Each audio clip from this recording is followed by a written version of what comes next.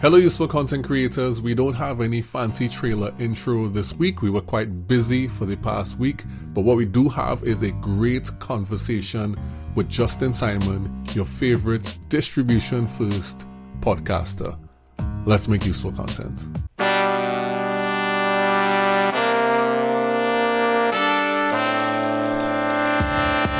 Teaching you to make useful content so that you can build long-term relationships with the people that matter to your business.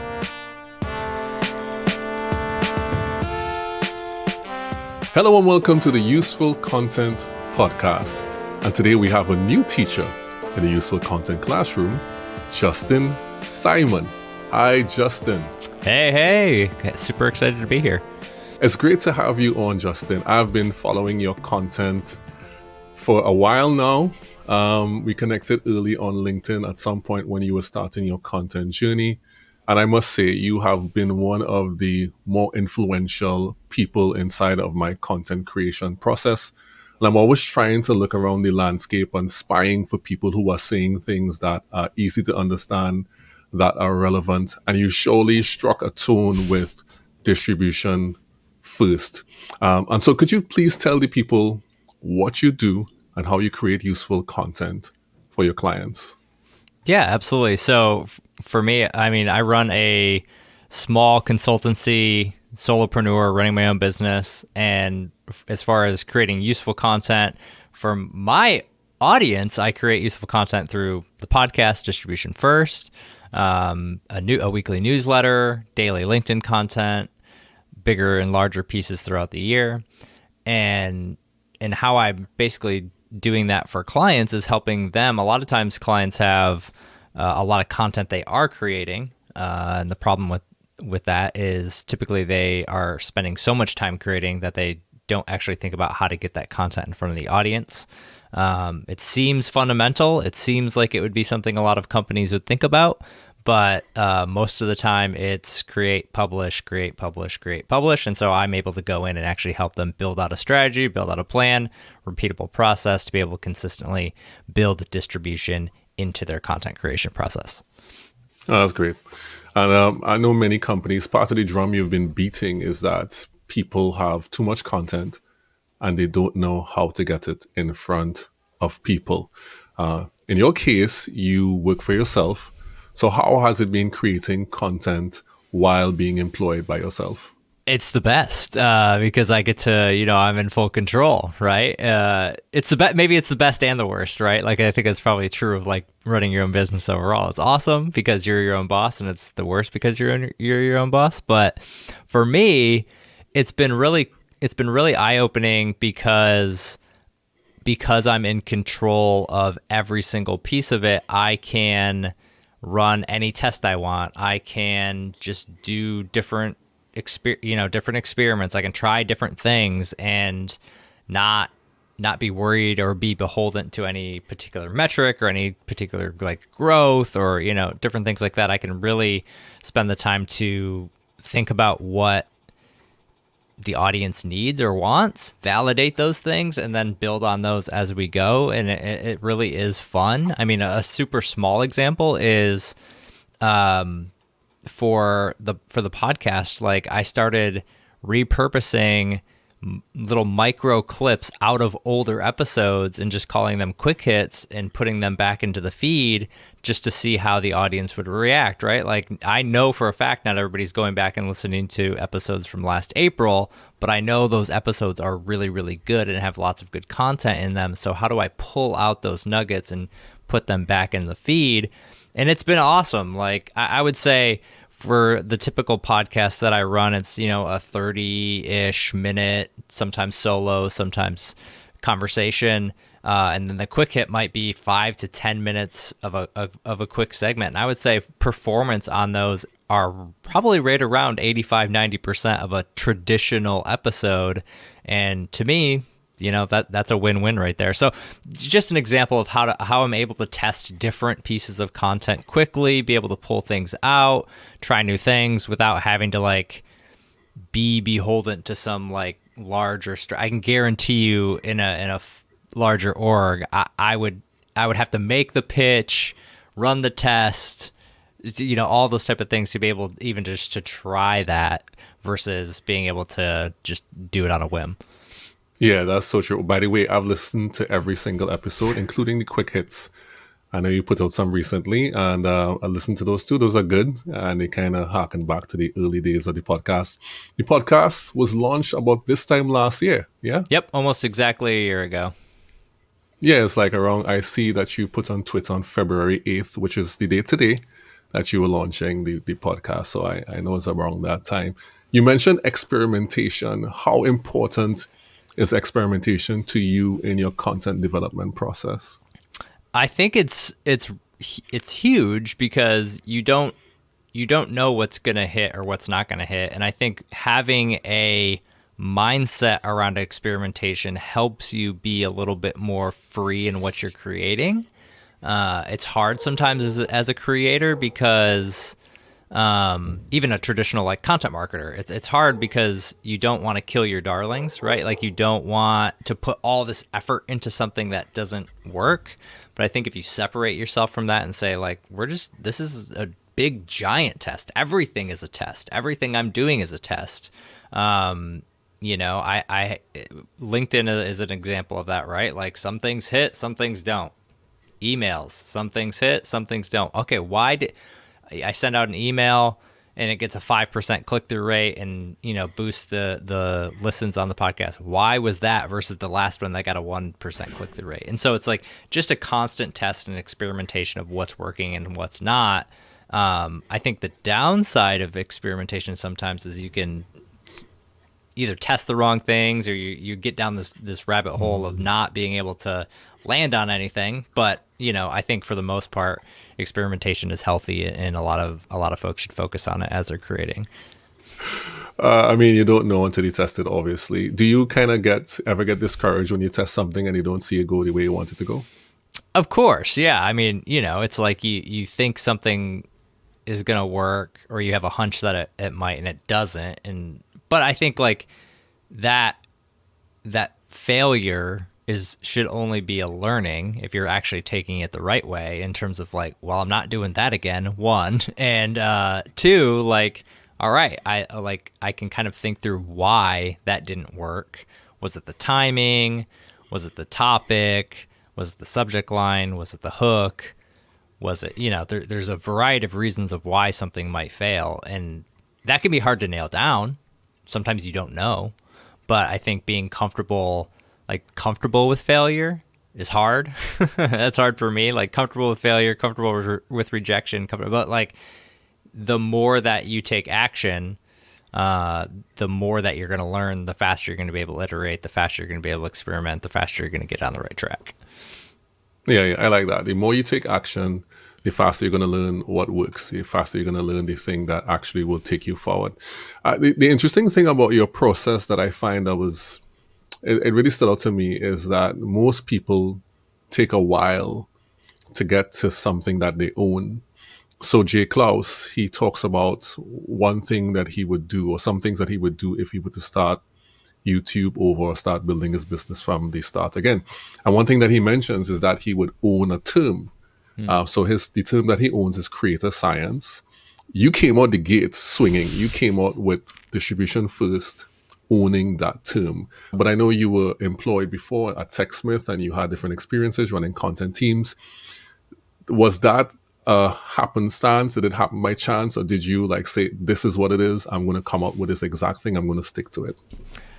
Yeah, it was probably a combination of both. So I had the content repurposing roadmap course when I was full-time at Metadata, started doing that kind of on the side, left Metadata, still had that, and was trying to figure out what the business was going to be, what the and especially when I started iterating on the podcast and what the name was, because my business I don't really have a business name. It's me. I'm a solopreneur, but I needed something that could kind of stand the test of time and be the framework. Like I just know the power in names.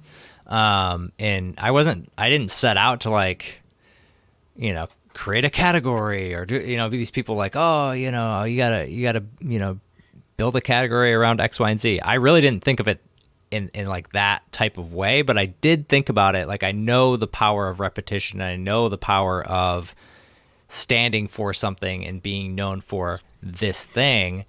And it is funny because over the last few months, I mean, I started Distribution First in, like you said, last year. And over the past few months, I keep seeing the term Distribution First popping up in conversations. And it's like, okay, like, even if they're like just saying that without, maybe they don't even know I exist, and that's okay. But to me, that's a sign that something's working and that this idea around distribution first is starting to take hold a little bit. And that was ultimately the long-term goal, right? Was to build out distribution first, to have a distribution first framework that I can go implement with these companies and show them how it works.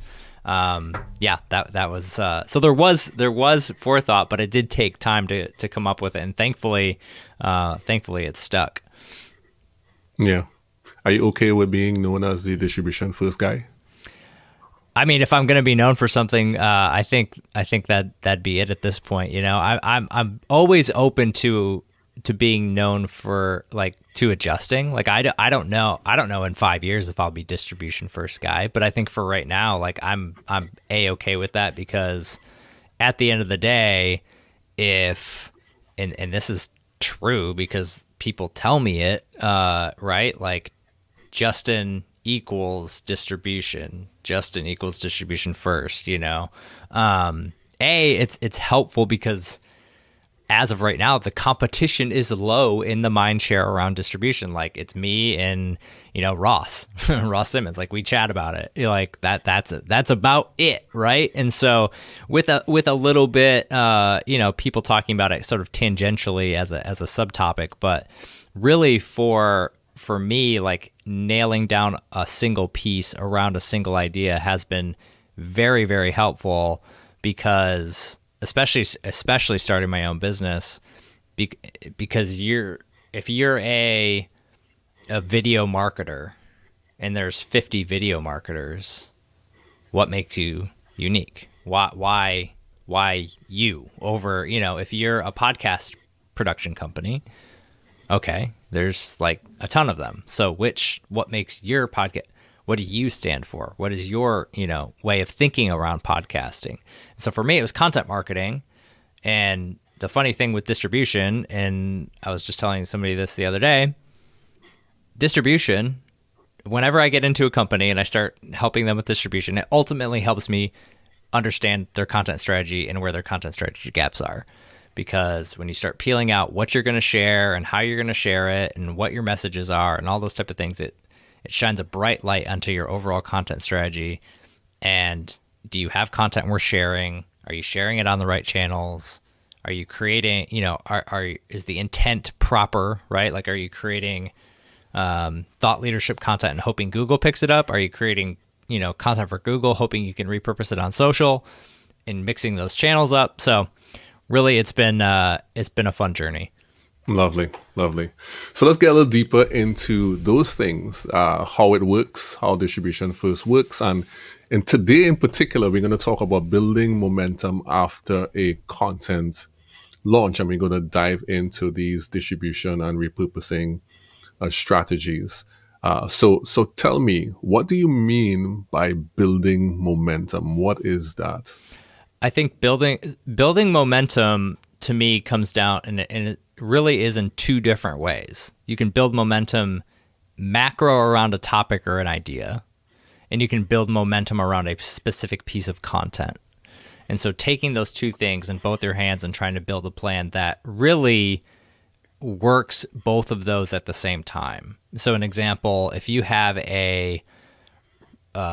traditionally, maybe you have a gated piece of content around a framework or something that, like, your business in particular sells, right? You, in a traditional sense, you might gate that ebook, or gate that guide, gate that playbook, run some ads to it, hope people sign up, and that might be it. Or you'll send some emails, use it as cold. The problem with that is there's so much value, hopefully, so much value in that piece of content that's untapped that your audience has no clue about that it exists, that you have this framework. Why would I want this framework? What are the problems? And so building momentum to me is taking, if you have that piece of content, what are all the ideas inside it that we can put out into the market, share those things, and then bring those people back in to when, if they pop open that ebook after they get it, or that guide, and they see the same thing you talked about, it's not a bad thing. It's actually a good thing, because it's hitting that point again and be like, oh, okay, that was what you were talking about there. I do this with my course. I pull stuff out of my course all the time and drip that out on LinkedIn, drip that out on emails. And it's not anything different than what's in the course, but I'm doing that purposefully because it's going to take people more than just watching one course video or reading one LinkedIn post or reading one newsletter to be able to understand the ideas, the concepts, the problems, the frameworks, all those type of things. So building momentum is all about building momentum around that idea and making sure after I hit publish on this ebook, on this blog post, on this video, this webinar, not only that the content lasts, I'm actually less concerned about the content itself, the piece itself, like that this webinar is going to keep getting click after click after click, month after month, but that the ideas and the concepts are going to get consumed through these different distribution channels month after month after month. And then if you want to watch the webinar, or you stumble across it, or we somehow share that as an option, now you're even more engaged to want to consume that content. Mm-hmm. And so it seems that you're saying that it's in the best interest of any business for them not to force their audience to exchange their email for content. Is that what you're saying? It's an option. It's just limiting the reach of the idea. When you're you can do that. Even at a most basic example, like I technically do that with a newsletter. To read the newsletter, you have to sign up. But what I can do is take that newsletter and the ideas that are out of it, and I can pull those ideas back out and share them so that even if you're not on the newsletter, you can get the ideas. And I do that all the time. Same with the podcast. You don't have to listen to the full podcast. I'm going to pull the ideas out of the podcast. I'm going to pull the clips out of the podcast, and you can consume them natively right on LinkedIn or in your inbox, and you don't have to listen to a full 40-minute podcast. So it's really about just getting the you can keep it gated, but it's sort of like keeps those ideas in jail. It keeps them in a cage. Otherwise, you're really narrowing the amount of people you have that will consume that as a percentage of your audience. I agree with you. I asked you that question deliberately because I think if we were to think about it even more critically, that the reason people sign up for your email list in the first place is because they've seen something. They've heard something. No one signs up for company updates like we're doing this, we're doing that, this is what we're doing. No one cares. But if I get content from you, which has happened, this is a real case with myself and with your content, this is useful to me. This gives me value. So therefore, if I go and you ask me to sign up immediately, there's no question. So I'm making the commitment knowing that there is something that I saw or interacted with or interfaced with that already gave me value. So that is, so I agree with you 100% on that. Yeah, and I think it's a shift. It depends on the type of org. It depends on the how you're set up is a huge piece of that. Like a lot of content marketers, if you're in-house, you don't have control on how your sales organization is set up and how they're goaled and how they need leads to be able to try.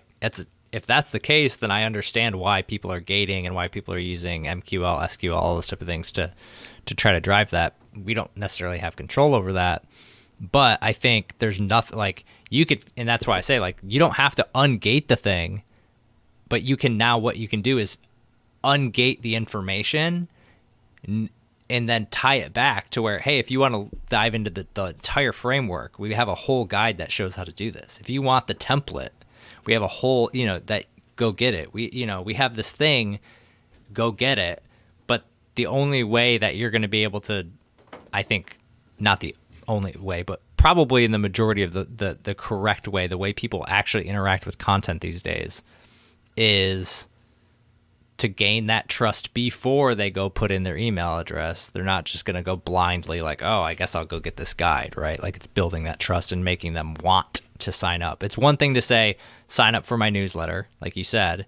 It's another thing to say, super valuable tip, little bit of a tease. Hey, here's what I'm dropping in the newsletter tomorrow. If you want it, make sure you sign up. That's a much more enticing offer, if you will, than just, hey, I've got a newsletter. You should sign up for it. Trust me. Yeah, I think so. I think like most times, and this is just me, I don't know if you've done this in the past, like when somebody has like a download or some bit of information that I think might be interesting, but I don't know, I just kind of stumbled across it somehow. I tend to send them to the graveyard. The email graveyard is what I call it. So an email I never check. I just put that in and that goes there. All the valuable people come to my main email and I read what they send. So I don't know if you have done that. Absolutely. And I bet that's most people. I bet that's most people. And again, like that's the trouble with, basing leads off of just a simple email without any qualification. I'm much more interested in using content as a long-term building trust and building brand, and that way when I come to the sales team, I'm ready. You've convinced me. Let's roll. And how much better is that at a lower volume? Obviously, it'll be a much lower volume, but higher quality. Yeah, definitely. Great. I'm glad you set that platform. So let's get a little deeper into the momentum. So you believe that most companies, and I've heard you say this over and over again, most companies don't have a plan. They just hit publish and move on rather than to build momentum and plan to get the content. They just create it in front of the audience over time. Why do you believe that this is true for most companies? It's a deep question. I think some of it honestly comes down to priority. Because what is prioritized will get done, what is not prioritized will not get done. So some of it is simple, even in like true like a need, like we must do this. Like it's one thing to say I need to go to the gym.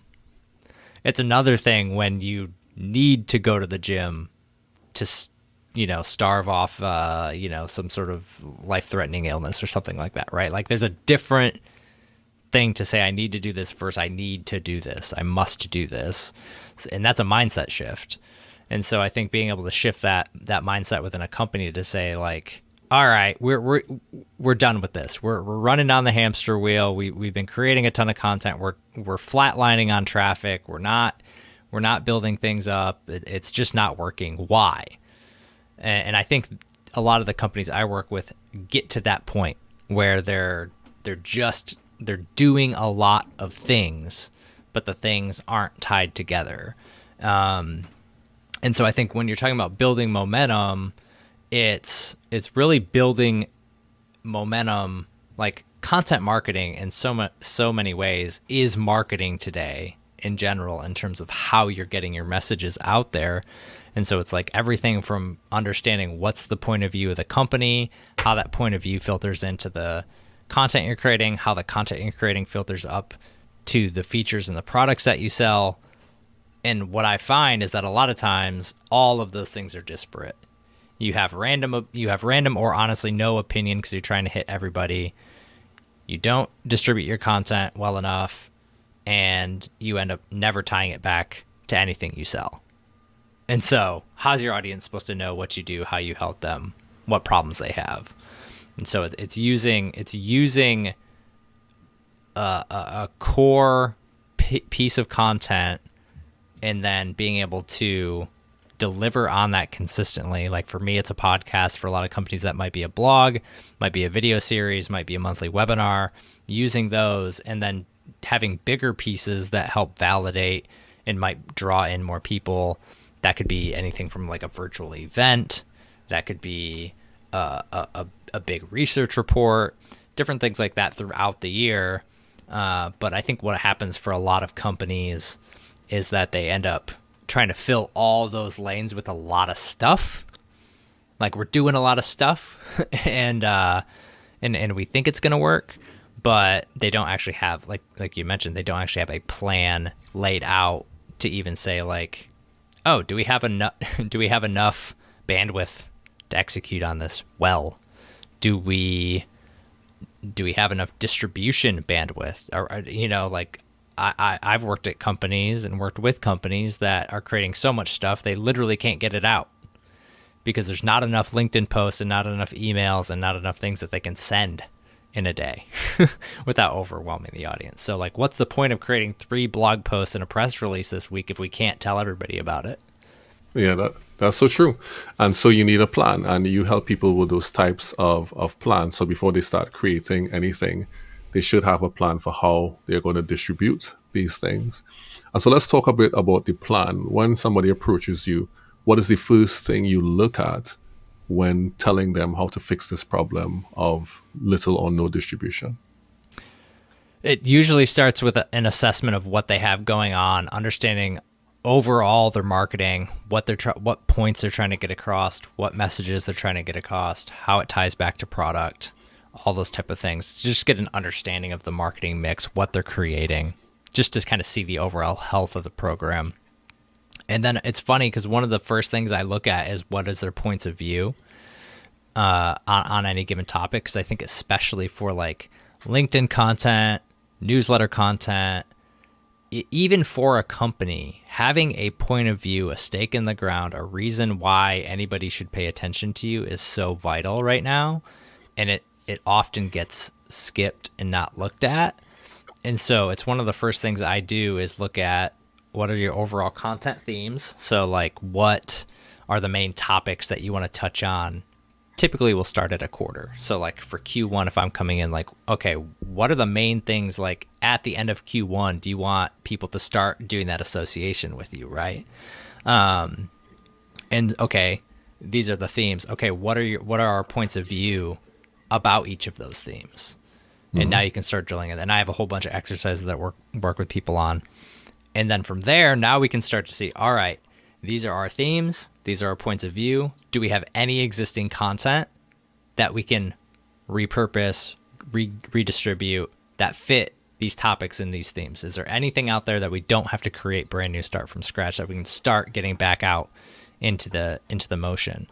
If yes, we start working on those things. If no, we start ideating on future content as well and try to build that plan to where your content hits those themes, hits those points of view, mapped out over time, and then obviously figuring out channels where your distribution is, and then building a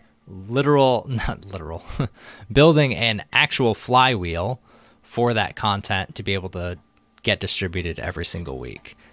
Because and have a floor, like what can you actually do? And I'll ask that, like, what can you actually execute on? Like, we'd love to be doing YouTube, and we'd love to be doing LinkedIn, and we'd love to be doing X, Y, and Z. And it's like, okay, well, what do you actually have bandwidth for? Who do you have video people on YouTube? No, we don't. Okay, well, then we're not going to worry about YouTube right now. Do you have copywriter, people who can do emails? Yep. Okay, we've got a motion in place. We've got, okay, cool. So let's try to build that motion out and understand, like, after this piece of content, and that's when you start to build the flywheel. After this content is released, blog post, whatever, like, what happens? And going through that discussion of, like, what happens after.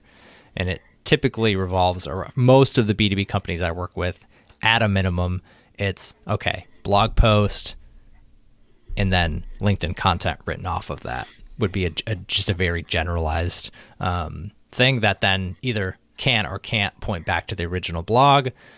With the way LinkedIn's working right now, it seems more better not to point back to the original blog because they are discouraging such things. But that's at a very, like, high level how I start to think through and work through with companies, is building that muscle into, after they're creating content, they know what's next. So after I write the draft and get it going, I'm going to start pulling out the individual things. It's no different than a podcast. After you publish a podcast, I hope you're going and pulling out the best clips. I hope you're going and finding the best segments and then doing something with them.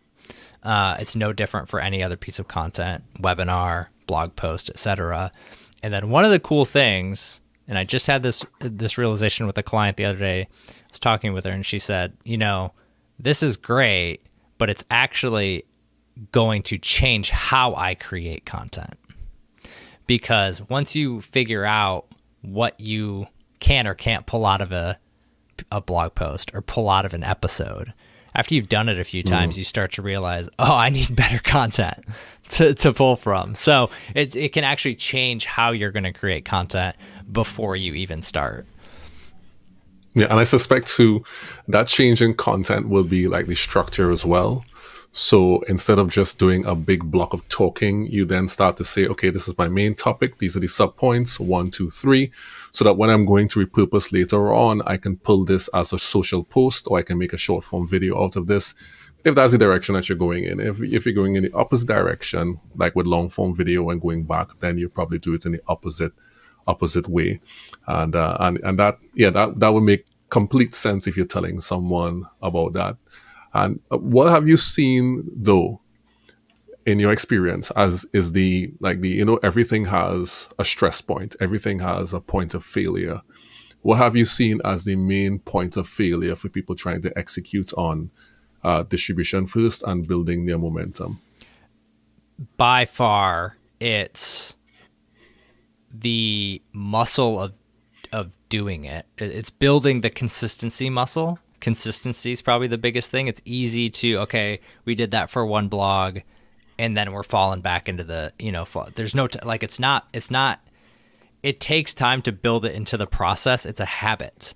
It's really no different than going to the gym in a lot of ways, right? Like, you can go to the gym, you can feel great, and then you can very easily never go again. We're at the beginning of the year. This is the time to talk about it, right? Or you can decide that it really is over even a mindset shift. It's an identity shift to this is how we create content now. We create content in a way that we make sure it gets out in front of our audience. And I think part of the problem is that folks don't slow down on the creation side either. So they want to add a lot of distribution just plopped on top of they're still and that creates a bandwidth issue, because if you don't take anything away, how are you going to add something on? Unless you're like, in some cases that's why people bring me in. Like, I end up being their distribution person, where I'm coming in and figuring out all this stuff for them so they can just keep creating. And that's fine, but you got to kind of think through that. And so I would say consistency is huge in terms of figuring out a plan of when to do it. I advise, like, both coaching clients that I work on one-on-one and folks where I come into their actual businesses, I advise that they batch the work. So I have a distribution doc. I have some momentum map worksheets that I have for folks. And I always advise, like, just batch it. Sit down, dedicate, an hour, 2 hours maybe to write, get all the stuff figured out, and then just like you would with a blog post, then give yourself time to come back and edit it. Give yourself time to come back, take a step away. Don't feel like it can be super overwhelming to be like, I gotta, come up with, 10 LinkedIn posts off of this blog, or 5, oh my gosh. So it's like, batch it out. Give yourself that time, throw it on your calendar block. If you've got a blog post coming out every single week, comes out on Tuesdays, let's say, maybe Monday afternoon or Tuesday at some point, or even Wednesday after the fact, somewhere within that week, you've got time dedicated to start pulling those things out and be able to distribute it. Yeah, it seems like one of the biggest hurdles in being able to do the thing in a better way is just your mindset. It seems like that's a massive hurdle. It seems like Because when I think about it, when I think about our content strategies, there is normally resources problems. Like there's human resource problems, technical resource problems, and time resource problems mainly. But we haven't really talked about what it takes, the way your thinking has to shift. Because what you described just now is someone trying to shoehorn a new system into old habits. Mm-hmm. And it seems like that's the case. Do you, as part of your talking with companies, addressing that directly? I think so, and it's actually like part of, like for my business. Like if I just look at the folks I consult with, it's much better for me and them if they come in knowing they want to change. We can get there. It's just slower if there's bigger organizational shifts. If there, because there's typically more layers than just like how do we distribute our content. There's a lot that goes into a marketing program, a content program, all those type of things, depending on the size of the company. But for folks who come in and are ready and I say, you know what, I'm good. We know we're creating stuff, but we just want a better system. We'll change. We're willing to figure it out and adjust and figure out how it goes. Best possible scenario. But yeah, like let's say like with a coaching client, for instance, like how do I get to that point? A lot of the work is mindset. A lot of the work is habit. A lot of the work is building the systems to be able to do it. Because I mean, let's face it, for a lot of companies, like they don't have 5 or 6 content marketers. They probably have 1 or 2 and some freelance help. And so like how do I manage that? And I think another thing that I would say is with a piece of content, big, small, however, macro repurposing, micro repurposing, however you want to frame it up, there are infinite options. There are unlimited almost number of ideas that you could come off of any given thing. There are endless formats that you could create. I could create a short about this, and I could do a long form video about that, or I could make.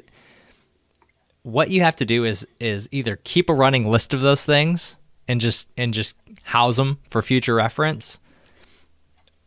So do that, but then also you have to like just figure out what the floor is. Like what am I actually going to do every week? Like every single week I'm going to do X and have that floor, because that floor is a consistency for you. You're not going to lose your mind because every single Monday you're going to come in and be like, what are we creating this week?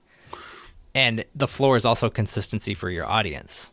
Okay, Justin sends an email every Saturday. Justin releases a podcast every Tuesday. Justin posts on LinkedIn every day. And again, that's just my play, and I ebb and flow on that, and there are different frameworks you can do even within those, right? Like you could do a particular topic cluster. Every Tuesday I talk about X. You could do a topic cluster for any given quarter. For Q1, we're going to go all in on Y.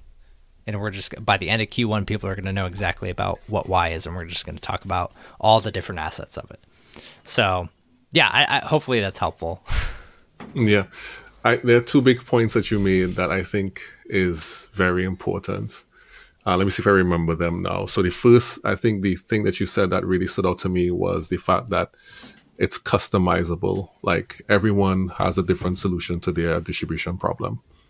It's very much customizable, and it's not a one size fits all. That's why you need to look at the systems, look at everything you've been doing, and then figure out what actually works for yourself, for your business model, for what you want to accomplish. That's the first thing. The second thing I think was really very important that you said that I want to highlight, especially for the business owners listening, is the idea of expectation, that your audience has expectation, and that you build that relationship by being consistent and fulfilling those expectations. That you mentioned Tuesday was a release day. You ship on Tuesday, and doing that consistently gives people a place that they can come to and expect what they a particular thing. And I think that's so very important. It's like the difference between you navigating to a location and then realizing this office has moved totally. That would be that would be widely disappointing to you if that were to happen to you. So why treat your content that way? Why treat your content in a way that somebody comes expecting anything and then it's not there and there's no communication? So I think in terms of maintaining the audience, growing them, and having respect for them as well, that fulfilling those expectations are extremely important. Yeah. And for anybody who's running their own business, working in-house, any of those type of things, being consistent alone will put you darn near the top 5%, because most people stop. But most podcasts don't get over 8 episodes. I think over 50% of podcasts that are on Apple have 2 episodes on them. So just consistently showing up is already going to put you above the bar. And then obviously from there, it's quality content. It's at scale. It's how do you do that? How do you build a system to build that out? But I think I think most people and most companies overestimate the amount of content that they need, because again, they think I have to publish a blog twice a week on so I can show up for my audience, even though your audience isn't showing up on your blog, when really what you need is show up every day where they're at. And that requires a completely different skill set and a completely different type of content, because it's harder and easier in some ways to create short form content. It's a little bit more throwaway. It's a little bit less, I have to invest a ton in it, but it is harder because you're trying to condense ideas down to a small amount of time. But I think just understanding the amount of content that you actually need, where you need to show up consistently, is huge. That's the distribution first model, as well as understanding what channels are you focusing on, where do you need to be, and then from there reverse engineering out how much content do you need. I use this example all the time, but if you're a traditional B2B company or a business owner and you say, I got to be on LinkedIn 5 days a week. If you're on LinkedIn 5 days a week, which most people are not, 1% of content creators on LinkedIn are probably posting 5 days a week. If you're posting 5 days a week, that's only 20 pieces of content. 20 small little pieces of content you need every single month. And if you're writing a blog post a week, if you're doing a webinar on top of that, if you're also, and you think about all this content that a company produces every single month, you absolutely can get 20 pieces of content out of that. You probably could get 100 pieces of content. And so being able to distill that down and say, oh, if I only need 20, do I need to do a blog and a podcast and a this and a that and the other and the other and the other? The answer might be no, unless you have other goals and other metrics and other things, other distribution channels that you're trying to use those for. But it's a good guardrail to start and reverse engineer toward. Yeah, that's so good. That's so good. And I think, this has led us to a place in the conversation where we could go deeper and talk about the alignment of content ideas, goals, audience, and distribution. But what I want you to do as we kind of come in for the ending here is to share any last big idea or thoughts that any business owner will have to take with them or can take with them in order to begin to approach content marketing in a way that is in alignment with how people actually consume content today. What would that big thought or that idea be? I think the biggest thing for me recently has been around creating platform native content. So understanding where you're putting content and in the expectation of the audience where they're at. So, for example, if I'm on LinkedIn, I'm not looking for how to do anything in particular. I'm simply scrolling and looking to get dopamine hits. So, that being said, if your content on LinkedIn is, hey, we're talking with X, Y, and Z next Friday on our webinar, make sure to sign up with our link in the content. Boy, I'm blowing past that real fast because I'm not going off platform. I'm not interested in signing up for anything. I'm just looking to get a quick hit coming through the feed. So the difference on that is, what topic are you going to be talking about on that webinar? What problem would your audience have in that webinar that you're going to talk about? What are the pain points that you are going to solve in that webinar? And then talk about one specifically and then say, oh, by the way, next week, we're going to have a webinar that deep dives into this. If I have spent the time to get hooked in, get value, become interested, and I may or may not have the time to attend that webinar next week, but you at least have a much better shot than just saying, hey, we've got this thing.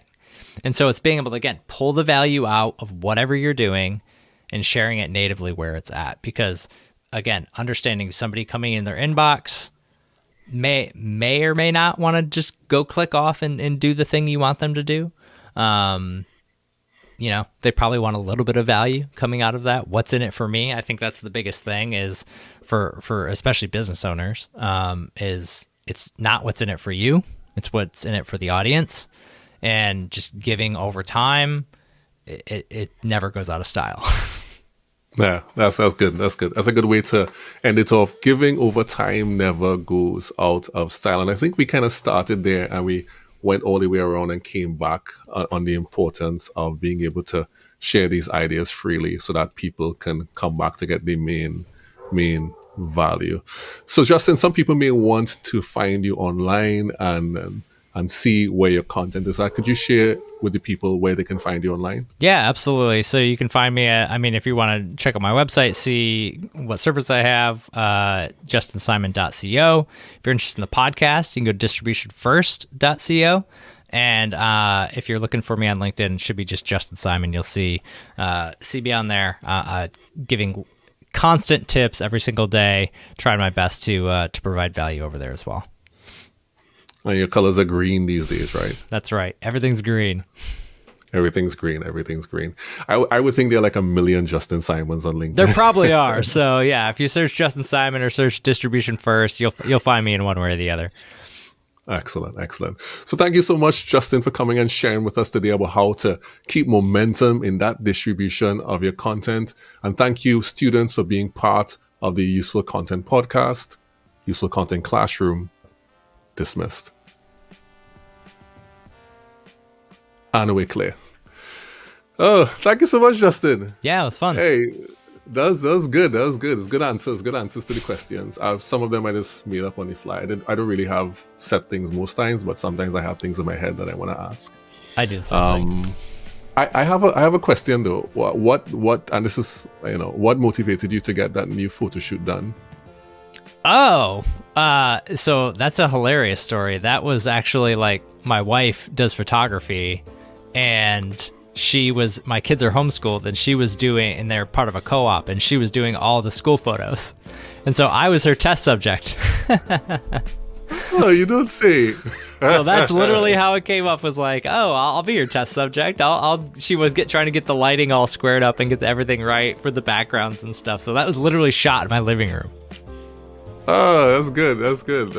I want to know the story behind it, because clearly you were having fun. She pulled some stuff out to you. I was like, Yep.